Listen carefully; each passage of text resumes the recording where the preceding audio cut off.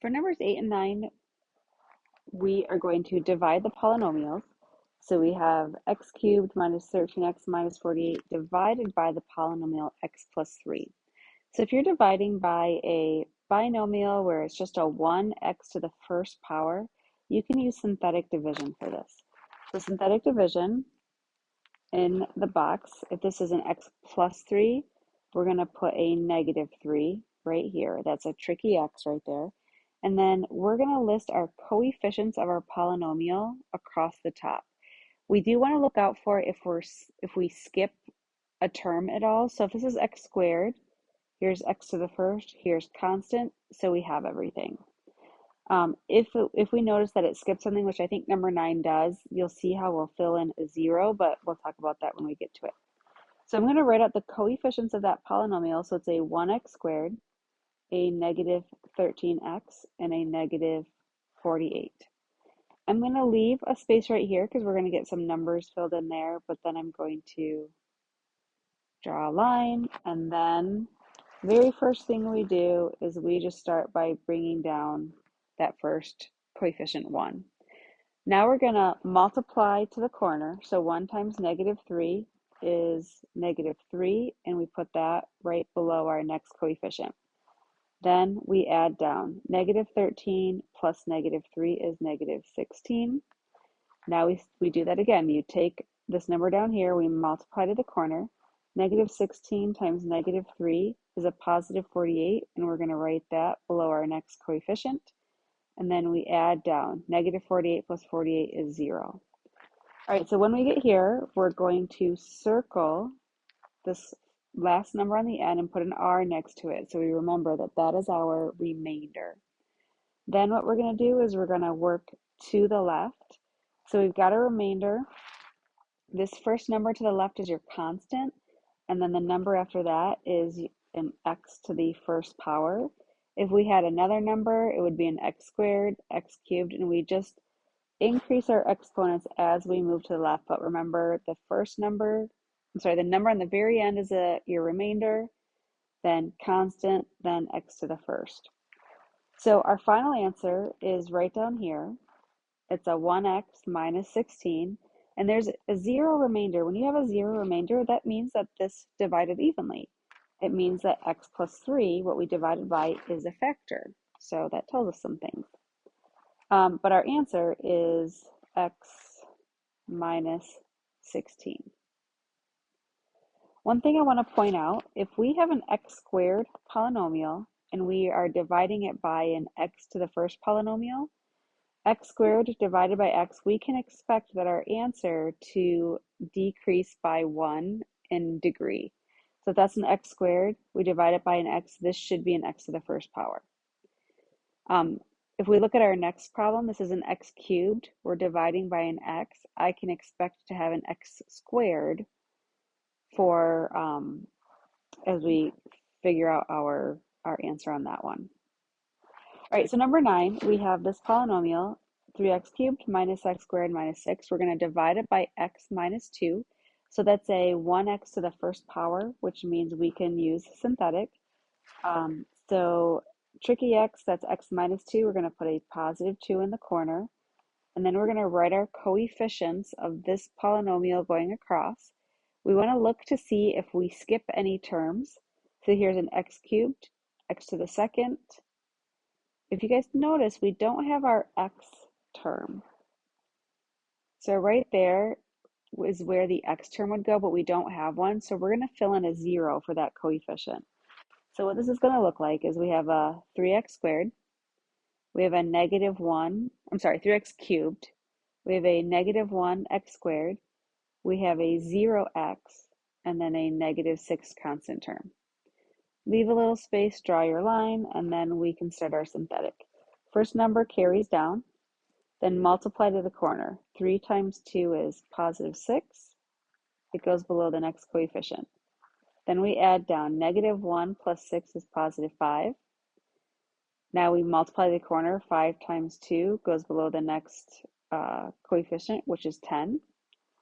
Add down. 0 plus 10 is 10. Multiply to the corner. 10 times 2 is a positive 20. add down, negative 6 plus 20 is 14. All right, so now we circle that last number, put an R for remainder. We're going to work our way to the left. This is our constant term. This is our x to the first. This is our x squared. So we're going to fill in those. You got your constant term of 10. We're going to have a 5x and a 3x squared. So our final answer is going to be 3x squared plus 5x plus 10. Now with the remainder, when you guys have a remainder, we're going to add in a remainder to the end. What we got right here, this 14, we're going to put the 14 over what we were dividing by, which was this x minus 2. And there's what we get when we do that division.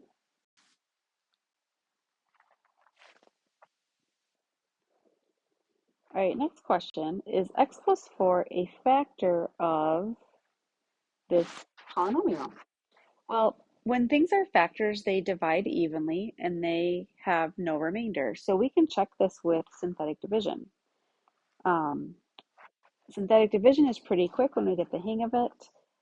X plus 4, we could put a negative 4 in the box, and then we'll write out our coefficients of this polynomial, but let's check to see if we skip over any terms. X cubed, x squared, x to the first, constant. So we can write out those coefficients. It's a 1x cubed, a 3x squared, a negative 10x, and a negative 24. All right, then we just do our synthetic. Start by carrying down the 1. 1 times negative 4 is negative 4. So we multiply to the corner each time. We're going to add down. 3 plus negative 4 is negative 1. Multiply to the corner, put it below your next coefficient. Negative 1 times negative 4 is positive 4. Add down, we get a negative 6. Negative 6 times negative 4, we always multiply to the corner and then put that below our next term is a positive 24. Add down. Negative 24 plus 24 is 0. Circle that 0. That means there's a 0 remainder. So is x plus 4 a factor? Yes, it is. Explain. How did you know? There is a 0 remainder.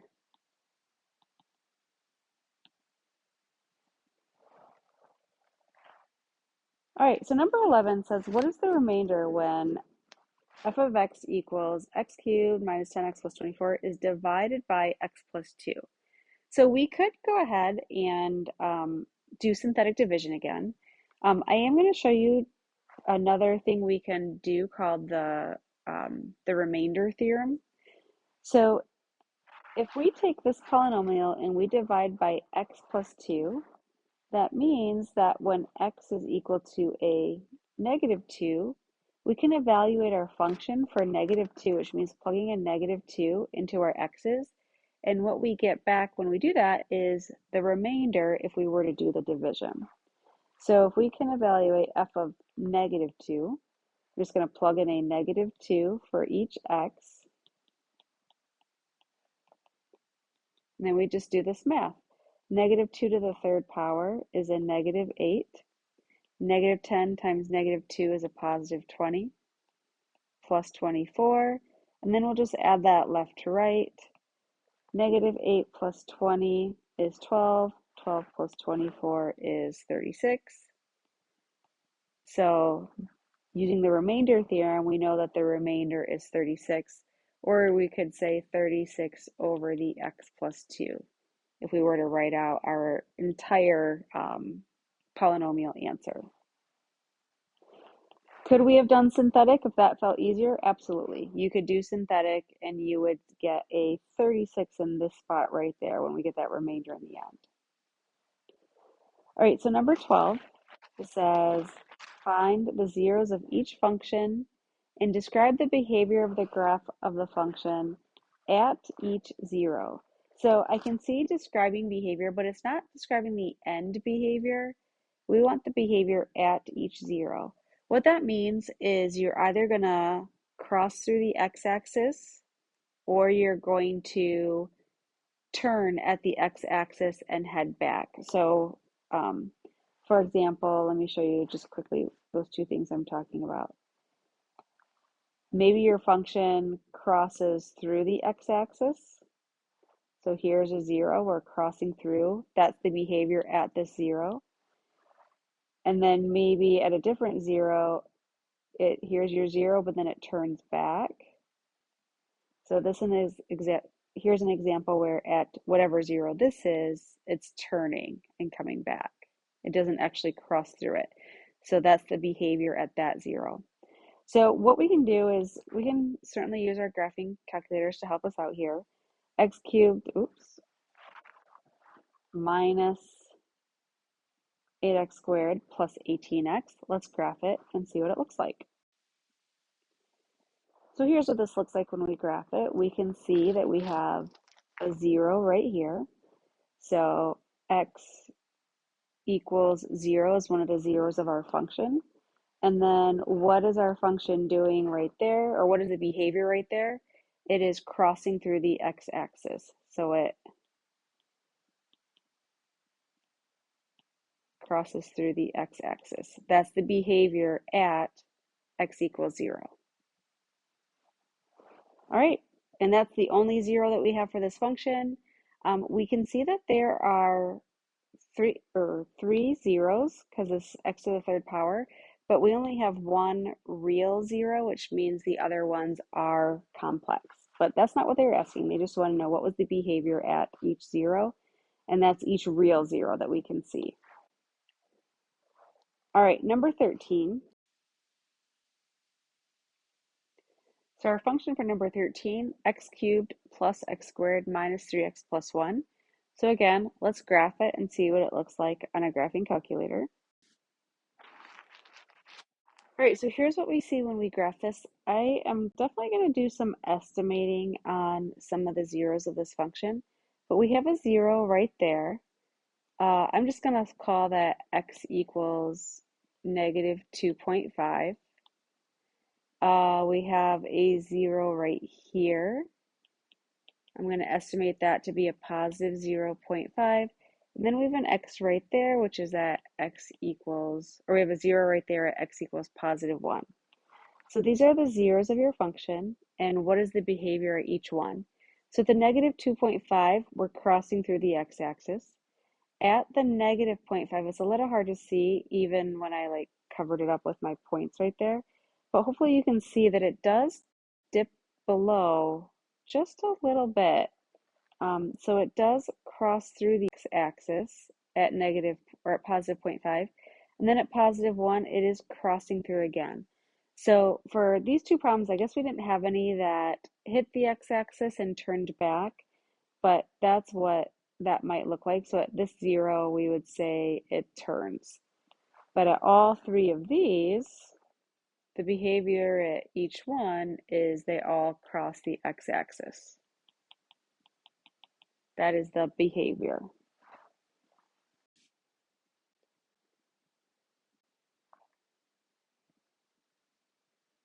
All right, number 14, determine the real and complex zeros of each polynomial function. So here's our polynomial function right here. When we see that the degree is a 3 right here, whatever your degree is, that's how many total zeros you have for your function. So that we know that we have 3 total zeros of the function. When we look at our graphed function, we can see that we have a 0 right here. Well, there's 3 total, but we only have one of them that shows up when we graph it. The one that you see is the real 0. So it says we need to find all the real and complex. So we have one real 0.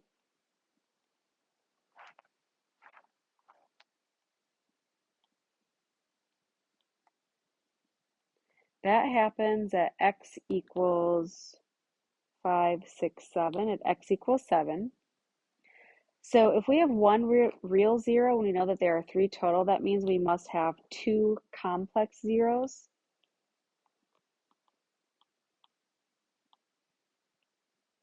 and we're going to have to find those algebraically because we can't find those from the graph.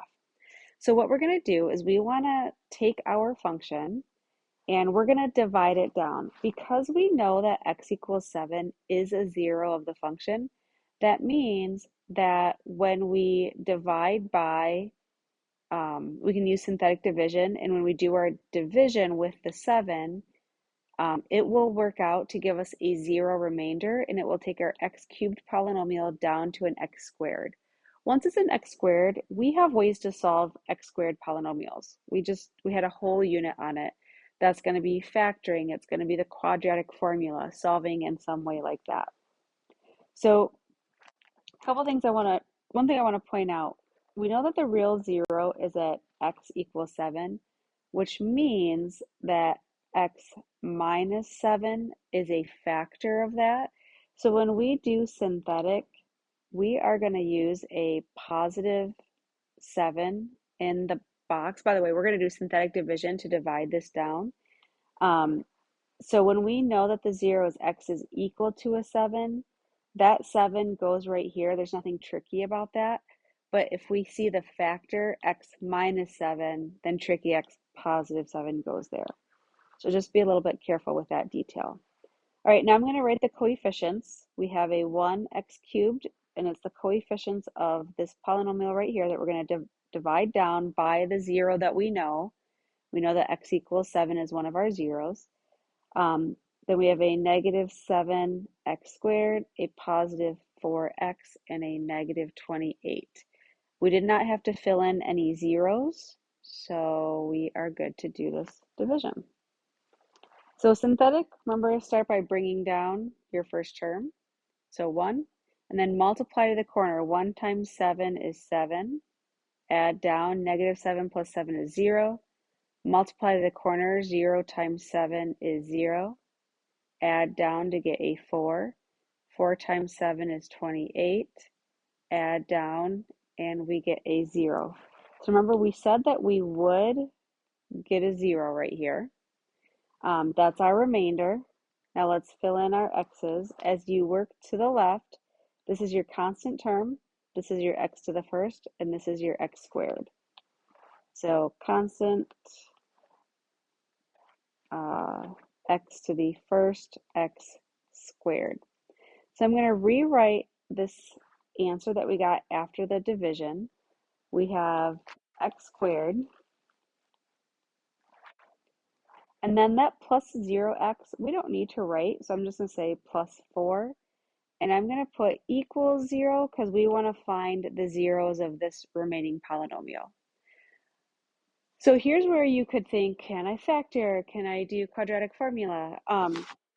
Because of the 0x term, we actually don't need to do the quadratic formula because we can just solve for x and just solve with square roots. But if we had like an x term here in between, we would do a quadratic formula on this. Remember, we also know that these are going to be complex zeros, so I can predict that I is going to show up. So let's solve for x. We'll start by subtracting 4 from both sides. So x squared equals negative 4. We're going to square root both sides to get just an x. So x equals, we do need to remember when we square root both sides, that's where you get your two answers. So you get a plus or minus. And then a square root of a negative 4, when you square root a negative, bring in I, and then you can work with a positive 4. Now, do we know what the square root of 4 is now that it's positive? And we do. Plus or minus, the square root of 4 is 2, so I times 2, or 2I. So our complex zeros are x equals, the plus or minus is giving us 2 of them, and then 2I. So if we look, did we get 3 total zeros? Here's one real one, 7, and then a positive 2I is our second, and a negative 2I is our third 0. So that's our total zeros right there. We found the real and the complex.